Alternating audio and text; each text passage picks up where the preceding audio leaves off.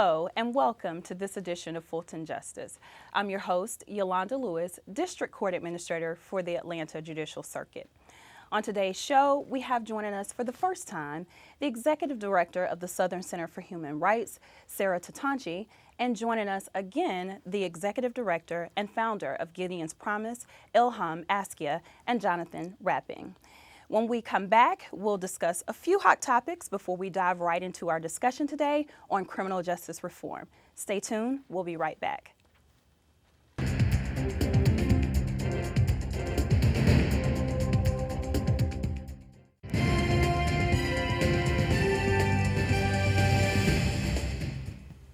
Welcome back to the show. We're going to jump right into our hot topics with our guest today.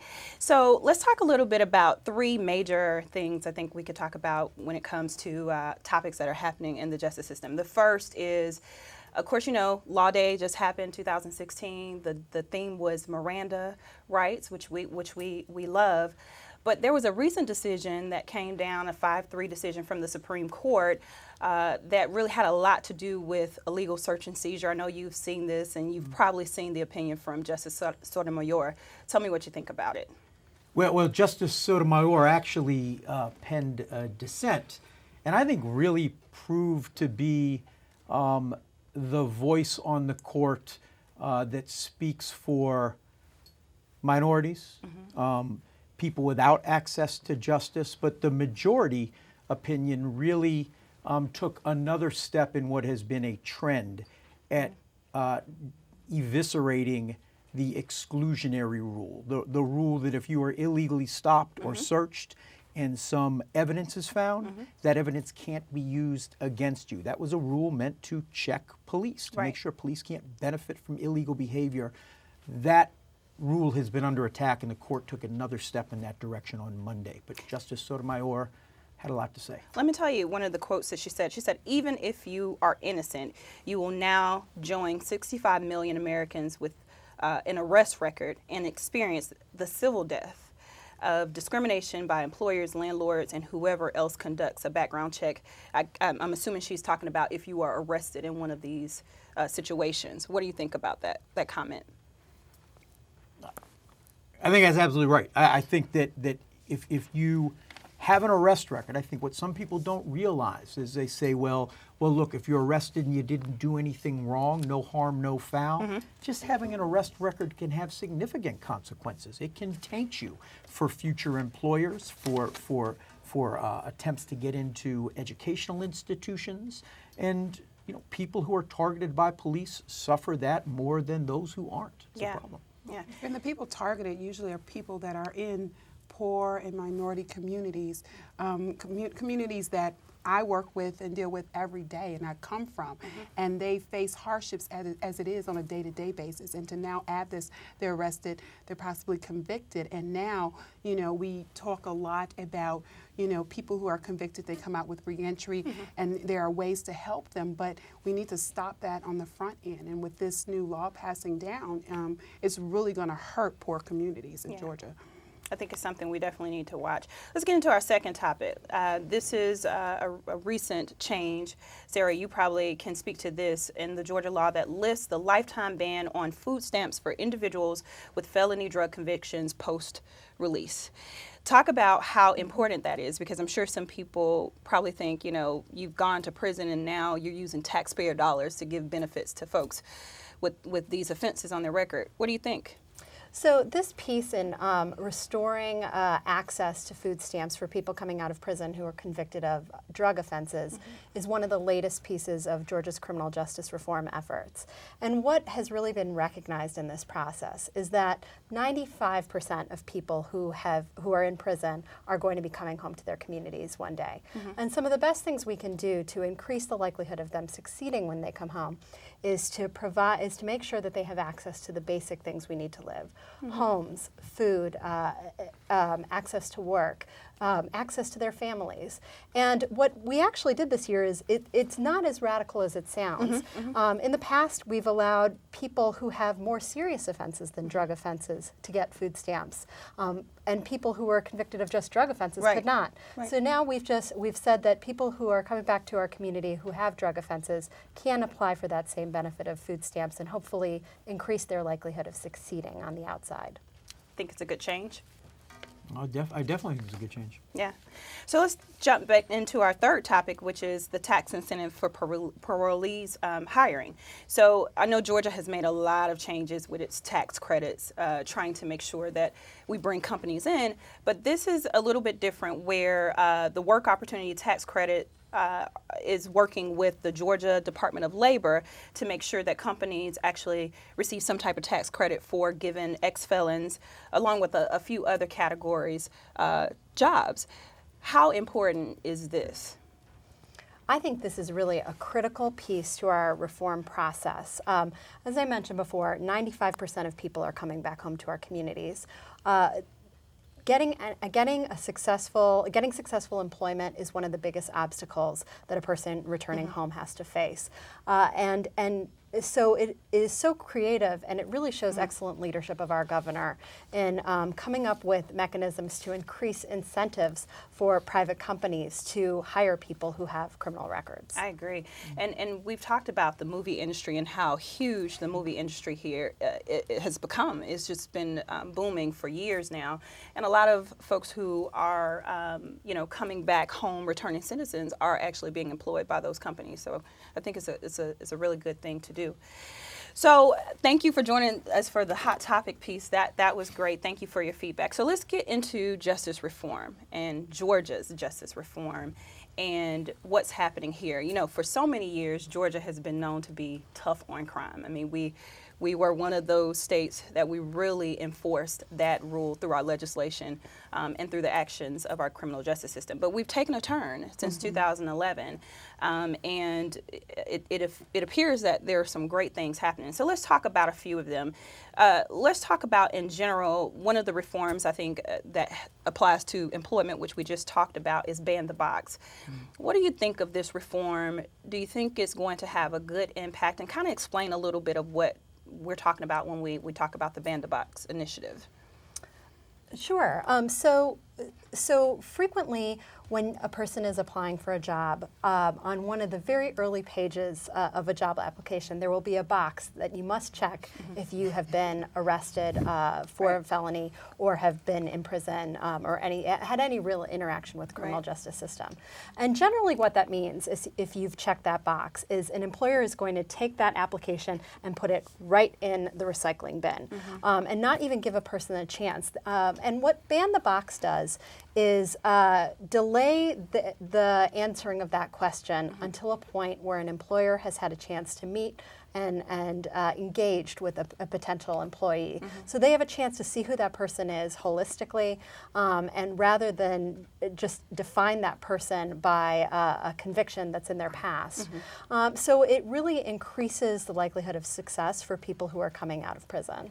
Yeah, and so why is this so important? Because I think in the work that you all do with your organization, this is a real key. This is a real key for individuals post adjudication and sentencing. So tell me a little bit about why you think it's important as well. So for one thing, I mean, it levels the playing field. I think going back to what Justice Sotomayor said in her dissent, there are certain communities that are targeted based on race, based on class. We all make mistakes. Some of us are punished in the criminal justice system for mistakes, and some aren't. What banning the box does is it gives everyone a chance to prove themselves, right, without having been branded with the scarlet letter, because they happen to be in a community that gets targeted for their mistakes, right? I mean, I know Illy, as she said, she comes from a family in a community where folks make mistakes and they go to prison. I fortunately came from a community where I and many people I know made a lot of mistakes. Right? We went to Ivy League schools. Right? There's a difference in the way we're treated, and ban the box, I think, I helps was just equalize fortunate that. to make it to an Ivy League She school. went to an Ivy League school, One of the lucky ones. even with all the mistakes she made. That's why I love you guys.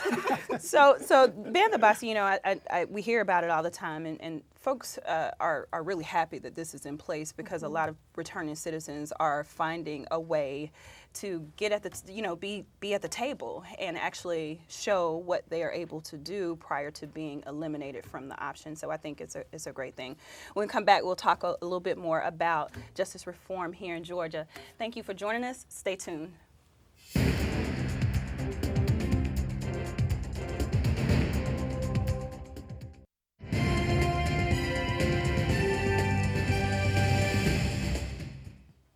Welcome back. Thank you for joining us. We're talking about justice reform, and we're going to get back into our discussion with our guests. So there were some interesting facts that I found about Georgia that I want to share with you and get your take on. There was a study conducted in 2009 by the Pew Foundation that said 1 in 13 Georgians were under supervision, some type of supervision, jail, probation, parole. And at the time, that made us one of the highest states, right, for that. And then in 2010, African Americans made up 58% of the prison population, even though we were only 31% of the state population. Talk about how justice reform directly impacts minority communities. Well, you know, Yolanda, I think this is a civil rights issue. It's a civil and human rights issue. Criminal justice reform is this generation's civil rights movement. And unfortunately, we have still, although we are not segregated in schools and buses, we found a new way, I think, to isolate a population or lock a population of people away. And unfortunately, there are brown and black people every day. And so what we've tried to do when Gideon's Promise is build a movement of young people, just like they did in the 50s and 60s, to change the system and change the culture. And the reason why the Georgia population is so large is that we've just moved from what Michelle Alexander was the old Jim Crow to the new Jim Crow. And until we start reforming what's happening in the criminal justice system and in the prisons and the jails, we will continuously have this problem. And so I think that what we will continue to do is to build public defenders up to represent these clients on the front end before we have to even talk about convictions and reentry. It's education. I want to talk a little bit about education too. I know education is a huge factor in the lives of individuals who are involved in the criminal justice system. We've seen it. We've seen the lack of education really act as a gateway to the criminal justice system. And so some of the reforms are educational reforms about, you know, receiving education while you're in prison and coming out of prison. But let's talk about on the front end. Do you think the reform need to address the front end? Because a lot of folks, and I'm sure you all see this very often, there is a lack of education in some instances of folks that are coming into the system, even with the reforms in place, right? I think you're absolutely right. I think, like Sarah, I applaud Governor Deal for the reforms he's promoted. I think they are largely back-end reforms. They're helping people after they've gone through the system get back on their feet. But they still miss a really important point, and that is that disproportionately the most marginalized communities are funneled into the system in the first place. And I think that's largely because they're a community that doesn't have a voice. To go back to Justice Sotomayor's brilliant dissent, one thing she said was that until people targeted by police have a voice, the criminal justice system will continue to be anything but. I think what we believe is that public defenders who speak for 80% of the people in the system are that voice. And what we're missing from Georgia's justice reform is the support we desperately need for public defenders to have manageable caseloads, resources, so they can be the voice to speak for people, so we can help them before we need all of these back-end reforms. That's a good point. It's a very good point. Thank you. I want to, as always, right? So let's talk a little bit about local reforms, because Fulton County is in the middle of a huge justice reinvestment initiative, and it's targeting our jail, our local jail, and I think it's rightfully so. I mean, we know that the vast majority of the folks who are coming into the system and are incarcerated at a local level. Fulton County has one of the largest jails in the state of Georgia. So let's talk about how important it is, while we're talking about the statewide reforms, how important is it for a county like ours to start the process of reforming here, starting to put in programs that are going to deal with the jail population, deal with mental health, deal with pre-arrest diversion programs? How important is that? I just think that is so important, and I think this is where the importance of specialized courts come in: drug courts, mental health courts, veterans courts, courts that actually treat the individual in their individual environment as their whole person, that treat addiction as a disease as opposed to just throwing somebody away in a prison, and actually dealing with the root of the problem. And so it's very wise for local governments to embrace this newer evidence-based model of courts that that have been proven to be more effective in the long run in reducing recidivism.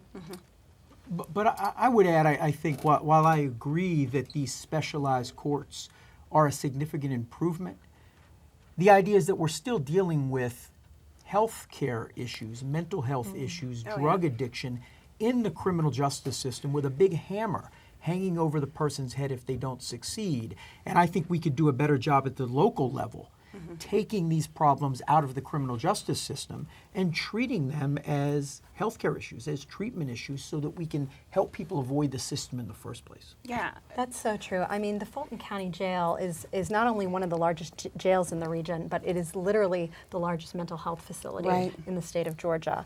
And that's just a shame that that people with mental health challenges have to be incarcerated to receive services. So, I think this is a good time to really kind of talk about this quick note, which is, do you believe we have adequate services outside of the criminal justice system to support what we're seeing in the criminal justice system? I absolutely don't believe we have services. And I'll tell you a story. I was in the parking lot right behind my office building. I work downtown Atlanta. And this man comes up, and of course, I automatically assume that he's going to ask me for money. And he said, "No, ma'am, I'm not asking you for money." I was in Atlanta Medical Center. I had suffered from schizophrenia, and they were providing me services, but they only provided for a few days, and they released me. I have no place to go.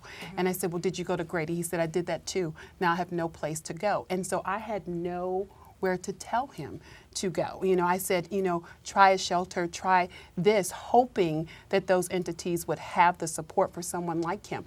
But, a lot of our county-based and our local-based, they don't have the funding to support his needs. And what's going to happen, he's going to get charged with loitering, and then he's going to be arrested, and he'll become one of our clients. And it's so sad, but that is happening. We do use the criminal justice system as a solution. And only then does he have a shot at services. Right. Yeah, it's a cycle. The true meaning of justice reinvestment is really taking the parts of our criminal justice system that are not working and reinvesting them in the community so that people can get the services they need in the community and not have to go to prison. Absolutely, absolutely. That was a great point. I appreciate you sharing that story. When we return, I want to get your final thoughts. Stay tuned. We'll be right back.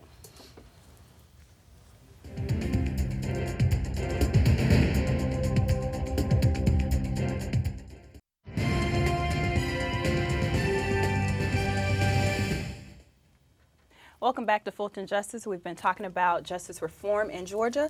And so we're going to talk a little bit more about, Sarah, you made a very good point about drug courts. We talked a little bit about it, but we missed an aspect. Georgia has placed a lot of funds into building up accountability courts across the country, across the state. Our local jurisdictions are funding drug courts at an enormous rate at this point. But let's talk a little bit about heroin, because even though we have these programs, we do have a heroin bit of an epidemic in Metro Atlanta and Fulton County. So let's talk a little bit about what you're seeing there. And I know we have drug courts, but it's a little bit different from justice reform. I think this is something new that we'll have to deal with. Agree? Yeah, I would definitely agree. I think, once again, we need to look at addiction as the disease that it is and not just respond to it with incarceration and with punitive measures. Heroin is particularly serious and it's a particularly dangerous drug. And so the stakes are very, very high. And so we have to think outside the box and make sure that the policies we implement don't inadvertently cut people out of the treatment who need it the most. I agree. Go ahead. So Ilham, I want to ask you a couple questions. We've talked about a few different things. We've talked about a little bit about education, but let's talk about some of the other factors you think really brings this whole issue home for Georgia. I mean, there are a lot of factors. We even touched on health a little bit about, things that are just real factors that we have to address through this reform. So talk a little bit about that. I think the support of the families. I think, we have been talking about criminal justice reform, and I applaud Georgia and the governor for really looking at this so seriously and following what some of the other state systems are doing.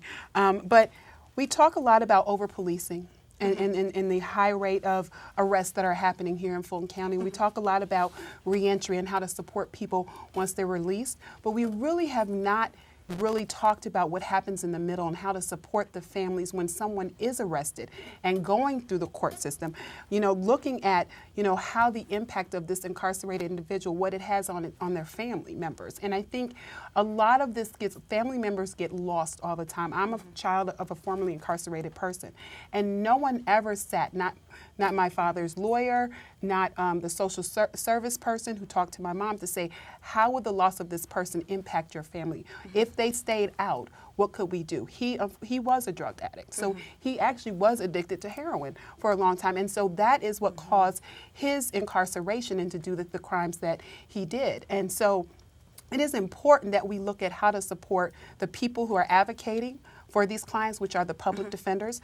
How do we navigate through the system? How do we teach families the process? A lot of people don't even understand that the person that is charged with representing the client is there to help you and not to hurt you. So I think it's huge. There's so many support services that need to be provided for families, but no one is asking the families what they need and what they want. And I think that's the piece that is absent from criminal justice reform. That's a very good point, and a good lead into my final question to all of you all. Reform here in Georgia, are we going in the right direction, and what's left to do? So I think going back to something I said earlier, if we're not supporting public defenders who speak for marginalized communities, we really never will have equal justice. Back in 1963, the Supreme Court said in Gideon versus Wainwright that the lawyer is the vehicle necessary to ensure justice. If you or I got arrested, the first thing we would do, we'd look for the best lawyer we can find. But when you're poor, we give you a public defender who may be heroic, but they're overwhelmed, beaten down, under-resourced. We put you through the system. And great that we're now trying to figure out how to help you when you get out. But I think the missing piece is, how do we make sure you have an advocate on the front end so we can avoid the system in the first place? That's a very good point. Thank you. I think we're in the right direction. I know we talked a lot about talking to prosecutors and police officers about over-policing. And even if we cut the prison population in half, there will still be 50% of the population that will need support services and need a great advocate and a public defender. So I think we should also focus on those remaining 50% that we will still need to help. And so I think we are moving in the right direction. I would love to see more of support in the middle, but I think we're heading in a good direction. Good. Sarah? So the Southern Center for Human Rights has a very active public policy arm, and we've been working very closely with the Criminal Justice Reform Council since 2011. And we really see 2017 as one of our heaviest lift year yet. And we are looking to, and with the endorsement of the council, look very seriously at issues of mandatory minimum sentencing and other parts of our system that limit the jurisdiction or limit the input from judges to deal with people as individuals. But the other really big part of the system that we need to look at is our probation system. Absolutely. We have the reason we have the highest number of people under correctional control is because of our probation system. We have the most people on probation, and we have the longest sentences in the country. And it is madness, and it is time to end it. And so we need to take a good hard look at the way we do both felony and misdemeanor probation in the state, and I'm looking forward to doing it next year. Absolutely. Thank you all for being here today. I think it was a great way to really introduce criminal justice reform and then talk about some of the things that you see every day and the things that are happening here in Fulton County and really throughout the state of Georgia. So I appreciate you being here. Thank you. Thank you to my guests, Jonathan, Ilham, and Sarah. And thank you for joining us for this edition of Fulton Justice. I'll see you next time.